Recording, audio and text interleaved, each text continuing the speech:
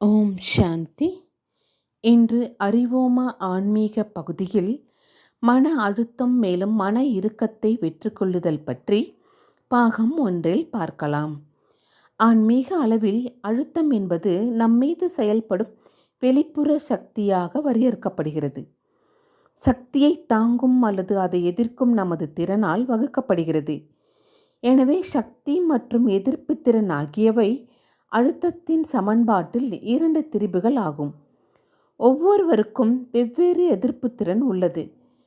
வெவ்வேறு எதிர்ப்பு திறன் கொண்ட இருவர் ஒரே அளவு சக்தியை அனுபவிக்கும் போது வெவ்வேறு அளவு அழுத்தத்தை அனுபவிப்பார்கள்.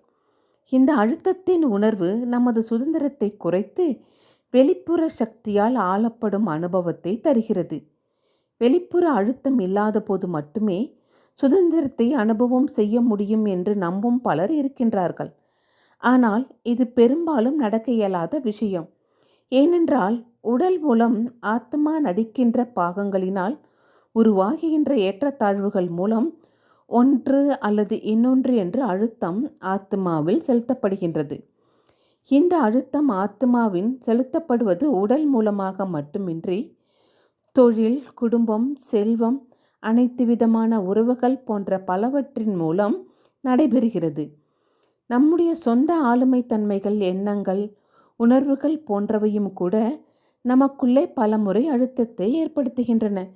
எதிர்ப்பு திறனை தவிர்த்து அழுத்தத்தின் சமன்பாட்டில் உள்ள மற்றொரு திரிபு என்னவென்றால் வெளிப்புற அழுத்தம் மட்டுமல்ல, அந்த அழுத்தத்தின் அளவு எவ்வளவு என்பதை பற்றிய நம்முடைய உணர்தலாகும். இது முதலில் நம்முடைய நம்பிக்கையை சார்ந்து இருக்கிறது. இரு மனிதர்கள் ஒரே சூழ்நிலையை வேறுபட்ட அழுத்தங்களின் அளவில் உணர முடியும்.